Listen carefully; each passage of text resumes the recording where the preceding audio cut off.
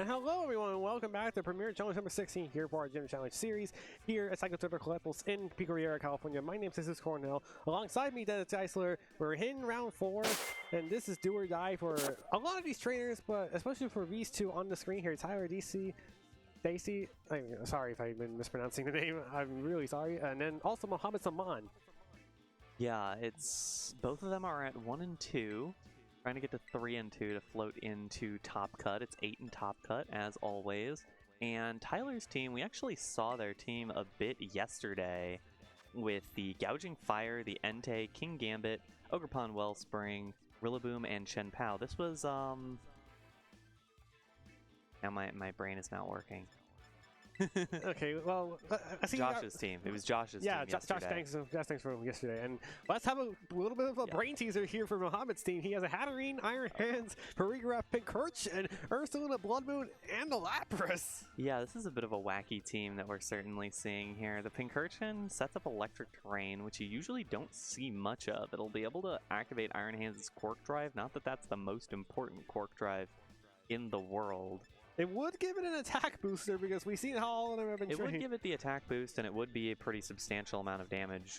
It's also a clear amulet, Iron Hands, with Detect instead of Heavy Slam, Fake Out, Drain Punch, Wild Charge. Again, I like to say that Pincurchin is just a Pokemon you hardly ever see because it's not the best electric terrain user. I mean, we have Miraidon sitting in our ride. I mean, we have our ride Miraidons and also the other Miraidon we have to figure out in the story. But unfortunately, it's a restricted Pokemon, which means we cannot have an electric terrain user that is not Pincurchin or Thundurus. Yeah, and Thundurus would have to do it manually, which isn't the most useful thing in the world. So Pincurchin ends up being the option, but it's also really slow. Kind of on the frail side. I'm curious to see what value we get out of it. Well, we're going to see Mohammad bring in for Regrab Iron Hands. It'll likely signal a Trick Room mode for him, and then for Tyler, they're going to bring out the double Enteis, the Entei of the past and the Entei of the present.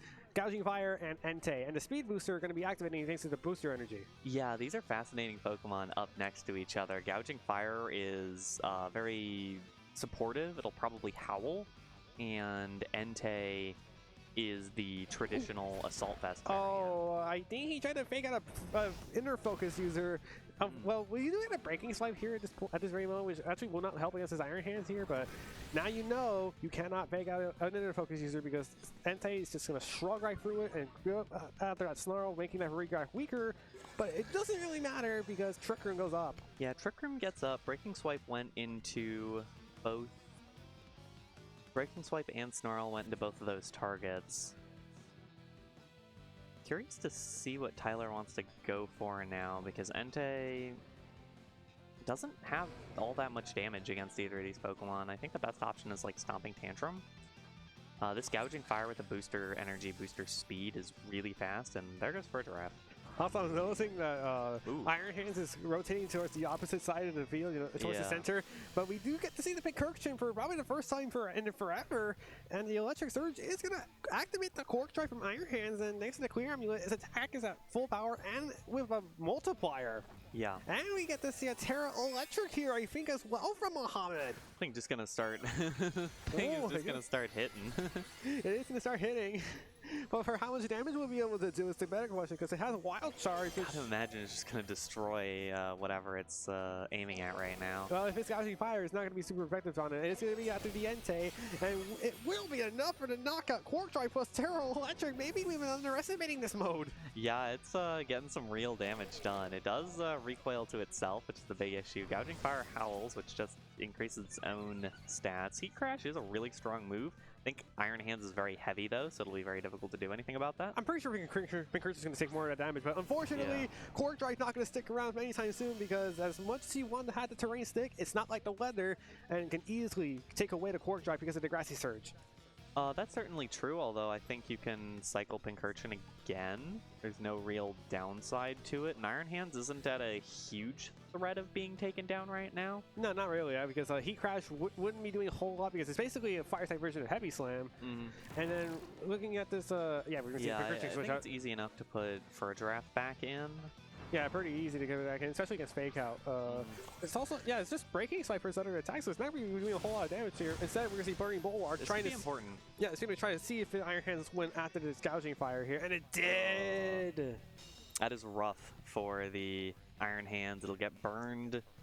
That means the attack is in a bad spot now, and that Terra Electric Iron Hands is not in the best spot. I like that Woodhammer decision. Ooh, and it is another knockout next to the grassy terrain. It's going to do a lot of damage to Pincurchin, and as we saw, definitely knocked out the Fur Giraffe. But now with the Iron Hands and low damage, I don't know where the damage comes from for Mohammad is the issue now. Might be the Ursa Luna in the back, but in case the viewers at home don't know, Burning Bulwark is a protect move, but if a Pokemon makes direct contact, like with Spiky Shield, it'll do something. But instead of residual damage, a contact move will give you a burn. Yeah, it's like Baneful Bunker. Those B move.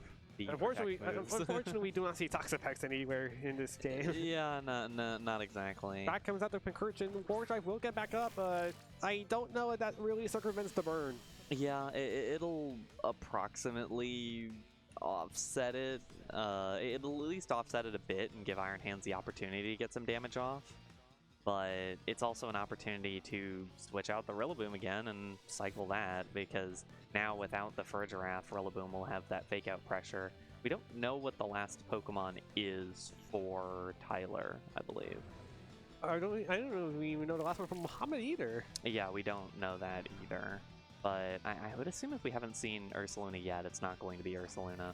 We are going to see a Terra Fairy come out from this Gouging Fire, so another Drain Punch will just make it resisted. So you're just locked into using Drain Punch into the Rillaboom, or now you're going to have to be forced to use a Wild Charge onto that Gouging Fire. Yeah, which isn't terrible, but I think the big issue is where the damage from Mohammad is coming from. Poison Jab into the Rillaboom, which is not enough to take the knockout.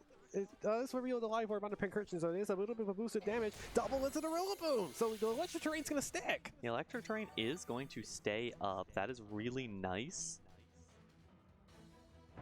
Although, we'll see what this Gouging Fire decides to do, because it is at +1 attack. It will do a lot of damage. It is into the Pincurchin, and yeah, Pincurchin's not the heaviest thing in the world. Indeed it is not. So that's a nice play by Tyler. It'll depend on what the last Pokemon is for each of these two, and I don't know how many turns of Trick Room we have left.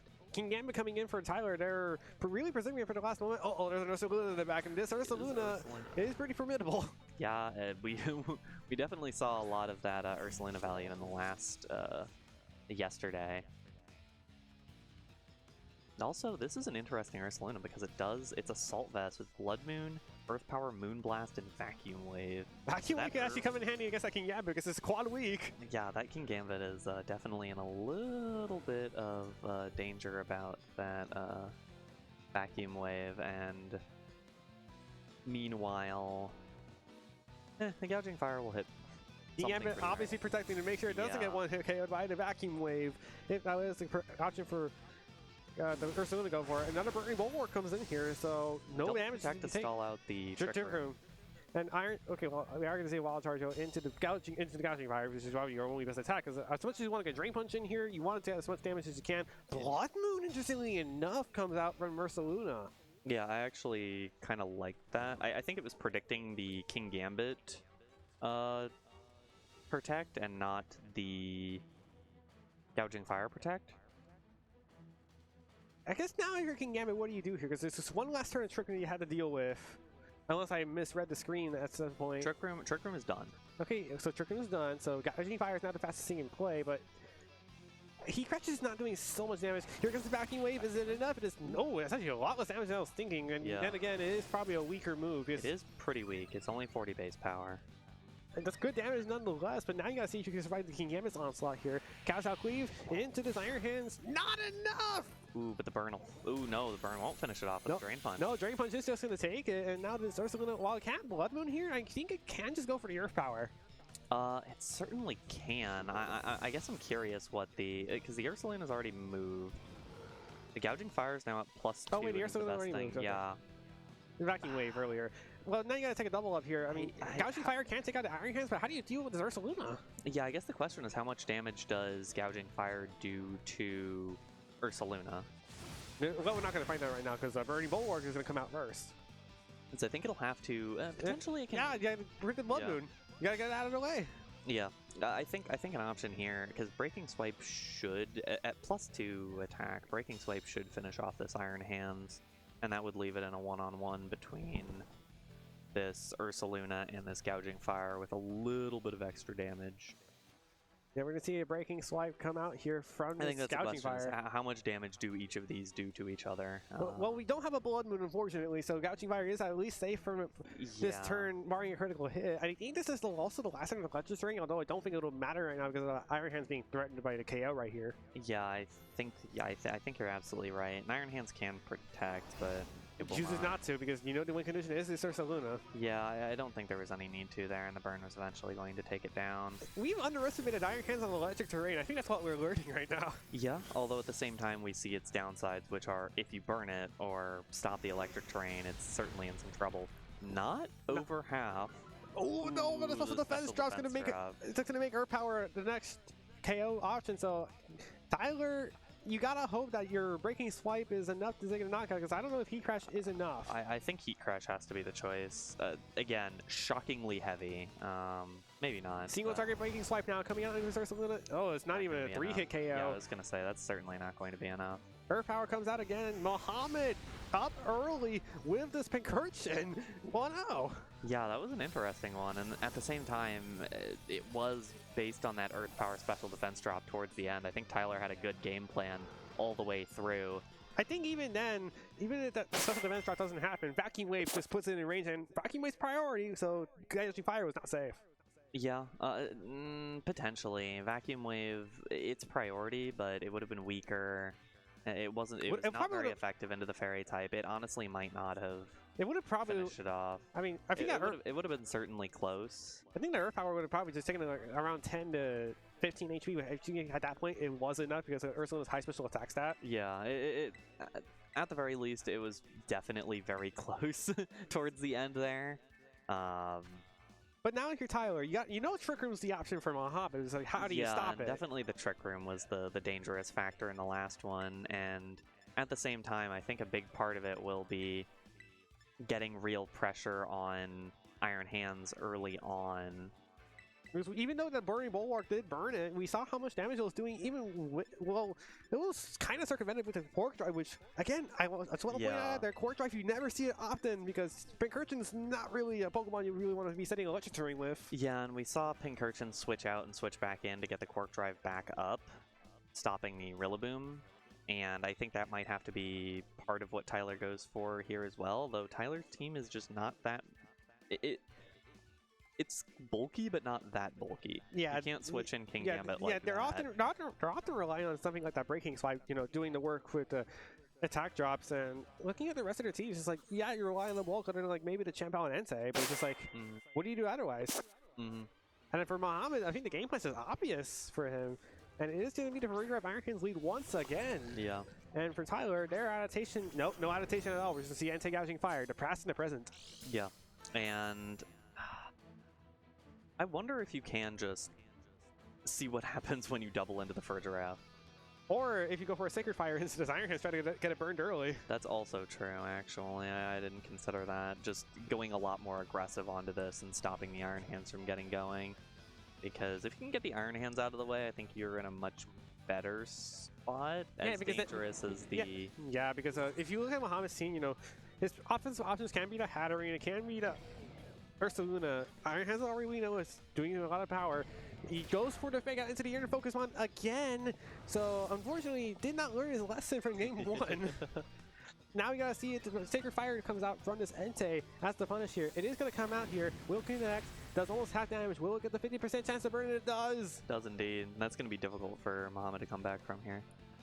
Yeah, and I have to wonder, why would you fake out the Entei 2 games in a row if you knew it had an inner focus? Yeah, I think in the last one it didn't really come up because the Snarl didn't do anything, so it's easy to forget.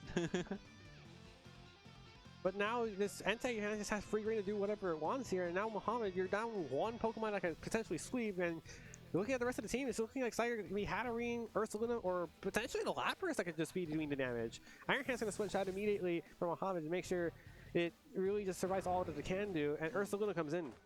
Ursaluna coming in. I don't dislike this switch. See the Terra here. It's probably going to be the Entei to grass, and that's a preemptive measure, and it is going to be. Yeah. And it is holding an Assault Vest, so fortunately the Earth Power is not going to be doing much damage anymore. It's going to be really hard to hit this Entei. Yeah, it is going to be really hard now, you know. That Entei was taken down by... Prison comes out from Regraph. What moves does it have here? It's Protect. Protect. It stops the turnaround Trick Room, and it also stops Psychic Fangs, which is an interesting adaptation. And another... I think this Furdraff is just going to drop.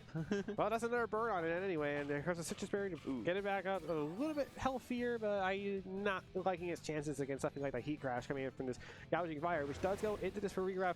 How much damage is it doing? Not enough. Not enough. Should maybe be 3 turns on the burn? It should be 3 turns on the burn now. 2 turns coming in after this turn. It's just hard for Mohammad because you lost your heavy hitter early because you tried to fake out a Pokemon you knew you could not get a flinch on. And now we're going to see Tyler switch out their Gouging Fire for that Rebel because you don't really need that speed booster anymore. And you can howl up your Pokemon in the back for later on. Yeah, and it also means just in general, Rillaboom is there. It's going to be able to go for that Grassy Glide if no Pincurchin comes in, but feels good in general. Well, we are going to see the Ursa Luna go ahead and go for that Terra Null. Are we going to see a Blood Moon come out? It might just be an attempt to try to get rid of Entei, I wonder. Protect coming in here, make sure Extreme Speed's not an option anytime soon. Mm-hmm. Let's see the Blood Moon comes down here. It is going to be the Blood Moon. It's going to be heavily powered, but against an Assault Vest Entei, I don't know if it's taking knockout, and I don't think it will. Yeah, just barely not enough. Barely not enough. I like that call, and it just wasn't enough sauce. And the Snarl connects onto this Ursa Luna, so his power is going to get weakened. Although it is on the bright side for Mohammad, your Furdraff is still up, so yeah, thanks to the grassy terrain. Yeah. Well, I think it would have taken that hit anyways, or taken that 1 burn tick anyways, and it means now that Rillaboom is unable to use either of its priority moves, which means that Ursaluna does get a free hit off still. Like, Ursaluna it's not going to be Blood Moon anymore. Vacuum Wave can be an option to finish it off, and especially against a Kingambit like this might not be a good switch in. Potentially. Earth Power comes in. Oh my god, this might be a good hit. Yeah, but thanks to the Snarl, it isn't just going to survive that hit. Psychic Fangs comes out into this Rillaboom. I'm curious to see why that's Psychic Fangs and not something like Psychic Noise or Psychic in that option, but we're not going to get that answer anytime soon as for Regraph Fangs. Yeah, I can only imagine for Imprison strategies. I'm not really sure. I mean, Psychic Fangs can break screens. I forgot that much. It can break screens. That helps as well. Although this Kingambit is in danger to that Vacuum Wave, but even if it tries to switch out into that Entei, it's also still in danger. Pincurchin comes in here, gonna and now the priority's blocked again from the Rillaboom. So that Trick Room is still really important. It is, but I think the importance now for Mohammad is to try to get this Ursaluna reset because you do have the Snarl drop you already got from the Entei earlier, and I think you just keep going. I think you should just keep pushing. Yeah, you can keep it in right now, but it's just like later on it might be a problem. Thunderbolt tries to go into this Kingambit, which is unfortunately protected. Does that mean it's going to try to Blood Moon the Rillaboom? It is. Yeah, I like that, actually. I don't think this is knocking out, though, even though this is not holding the Assault Vest, even though this is Terra Normal. Yeah, the Snarl drop is just proving to be pivotal right now. Yeah. And, Rillaboom's going to take itself out. Yeah. Oh, but it takes Pincurchin with it. Yeah, and this is now in... It's still not a bad spot for Mohammad to be in. No, it is not, because Iron Hands, although it is burned, it is kind of circumvented now with 4 turns left with some Lich terrain, but Trick Room's gone. Yeah, Trick Room's gone. Which also means the Snarl drop's gonna stick.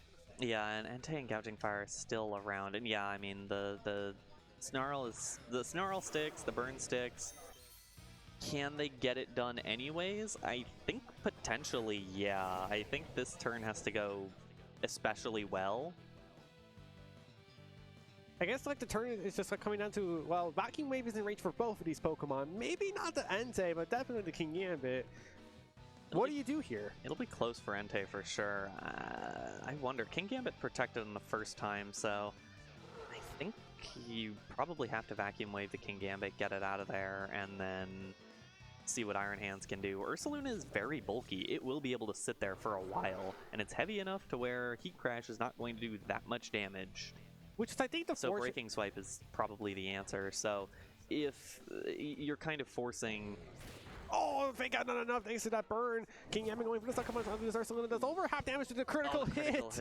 Vacuum Wave is going to take the Kingambit. What does the Entei do here? Okay. Yeah, we'll see what the Entei does, yeah. I think this also just makes the Gouging Fire matchup a little bit harder to deal with. Sacred Fire into this Ursaluna. It is not enough. Does it get the 50% chance to burn? It does not! It does not. Now that means another Vacuum Wave can come out. Well, unless that's Extreme Speed, which Extreme Speed is an option right now. That is true, that is true. I think Tyler is going to force game free for them. I think that's the most likely, yeah. Yeah, we are going to see just that because Ursaluna cannot protect thanks to the Assault Vest. Mohammad, I still think you don't fake out there in the first turn, but I guess to each their own. I like the decision. Yeah, well, the first damage turn, is damage. Yeah, the first turn maybe not. Extreme Speed is enough to knock out the Ursaluna before it gets any more damage output. And this Iron Hands, unfortunately, is burned, while Burning Bulwark, Breaking Swipe won't be doing a lot of damage, even though it becomes a single target now. You can just howl, make yourself more threatened, get yourself a bigger threat presence because of the attack boost. And unfortunately, because of that burn, Core Strike's not going to be enough to like fully compensate for the damage you took, because look at that. Yeah, that's not very much, and Entei's up anyways. We're going to game 3. Yeah, we're going to game 3 here. I like the game plan for Mohammad. It's just like, I think there's some decisions that he's been making that has not gone his way. Like, especially the fake outs that's been coming out. And also, kind of just throwing out the Ursaluna there with that Snarl drop, which unfortunately just did not pick up the knockout on the Rollable, and you lost your recursion for it. Yeah, and I think it was a narrow margin, and I don't dislike the attempt to go for it, because if you do get a knockout like that, you're suddenly in much better positioning, and even then, I think the Ursaluna was not in bad positioning until it got crit by the Sucker Punch, at which point it was not really going to be able to, to take many more hits, because that's what ended up, after a couple more turns, putting it in range of the Extreme Speed from Entei instead of a different move, which would have meant that Entei didn't get the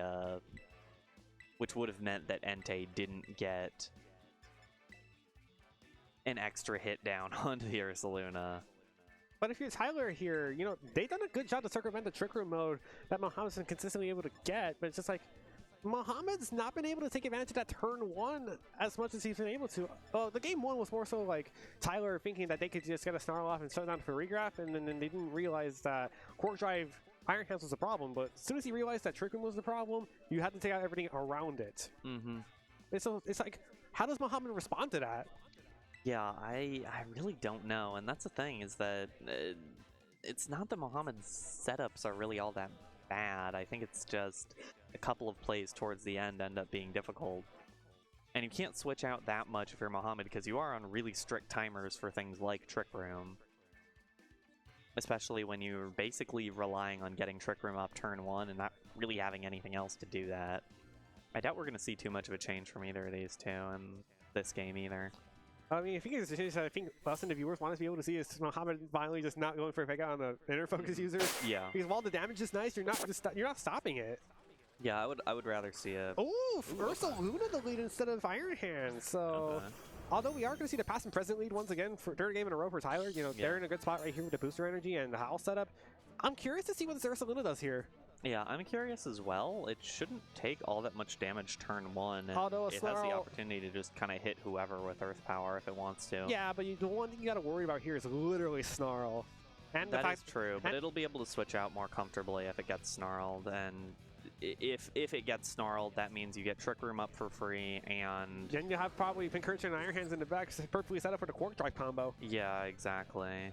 I still can't believe we're talking about Quark Drive in 2024 when Iron Hands barely even got to take advantage of it if it wasn't holding the rare booster energy it was sometimes holding. Yeah, exactly. I mean, we are seeing that Iron Hands power, like, with the Quark Drive, and maybe this is a foreseeable thing in the future when Maridon finally becomes legal. Terra comes out for, I think that's Mohammad's Terra going out with the Ursaluna, and no, it's going to be Tyler's, they're going to terrestrialize the Entei to grass, make sure Earth Power is not super effective. I think that's smart.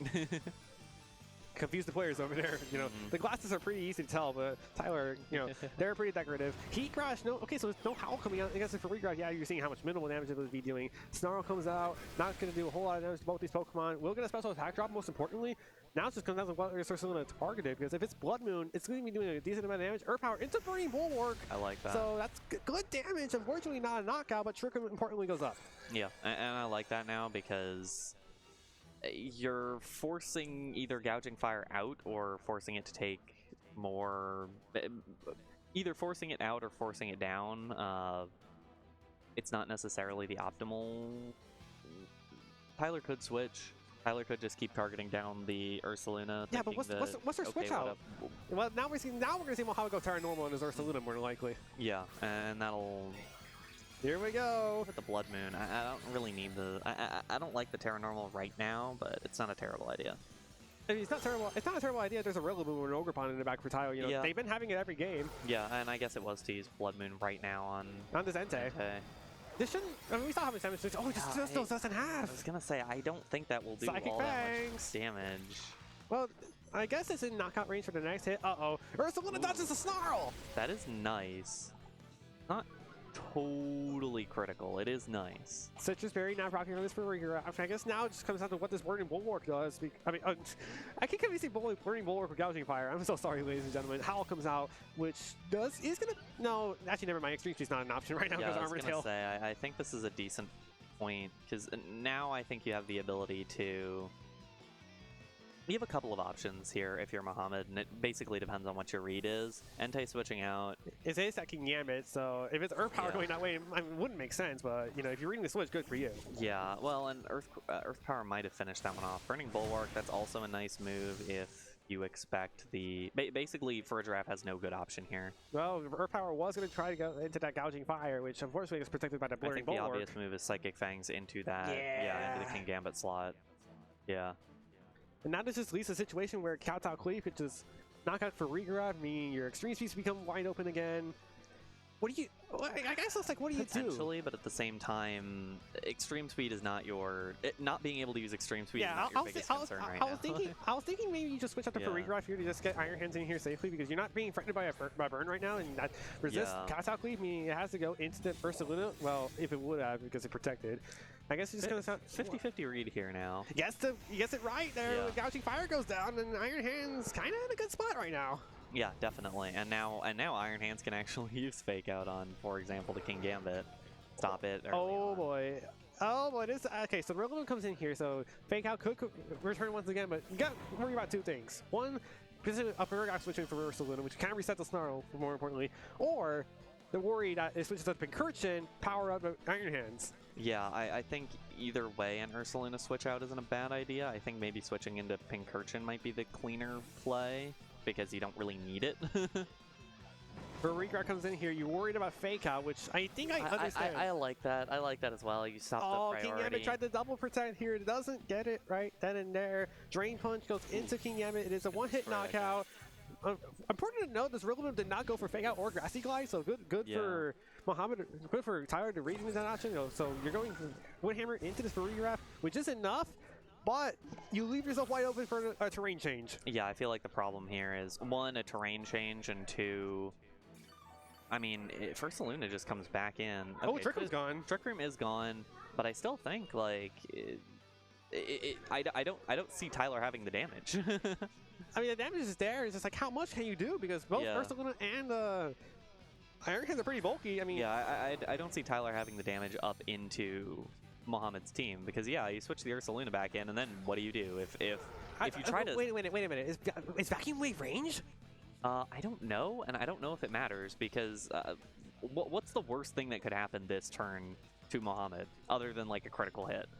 Probably like a Sacred Fire burn and into Iron Hands. Yeah, into Iron Hands, and like Ursaluna takes a bunch of damage. Vacuum Wave into Entei is not enough.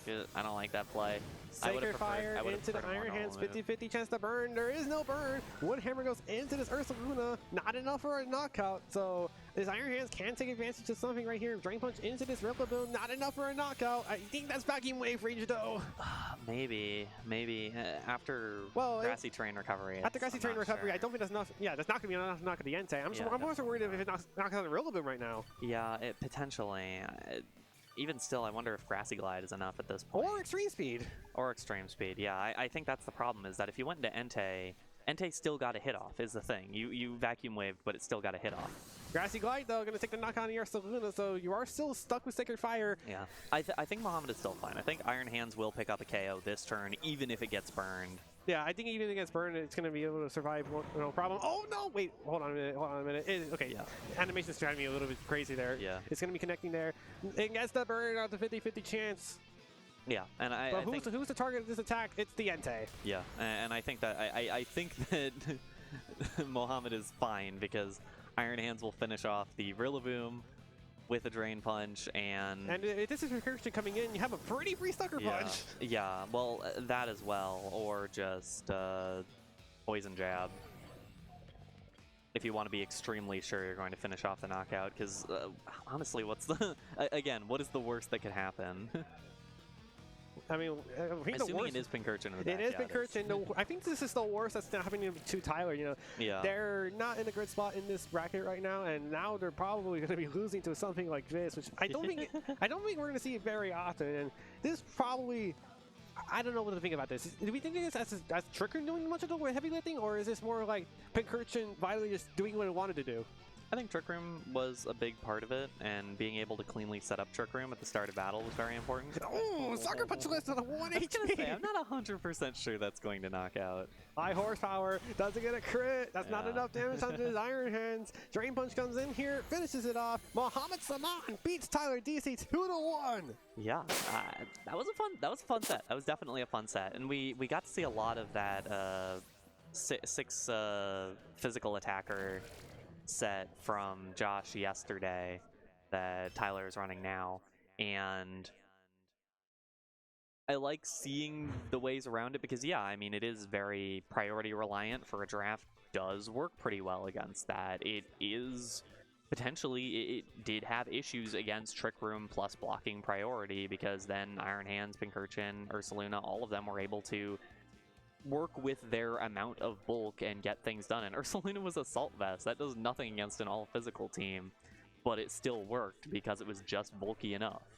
Yes, and hopefully you trainers at home are inspired to use a team like that, and maybe you can finally give Pincurchin the love that it needs for its future brethren like that, Iron Hands, and especially the newer ones like Iron Crown, Iron Boulder, and Iron Leaves. You know, all of them can be taken advantage of electric terrain, but we're going to have a little bit of a break here going into round 5 here. We'll be right back for one more round.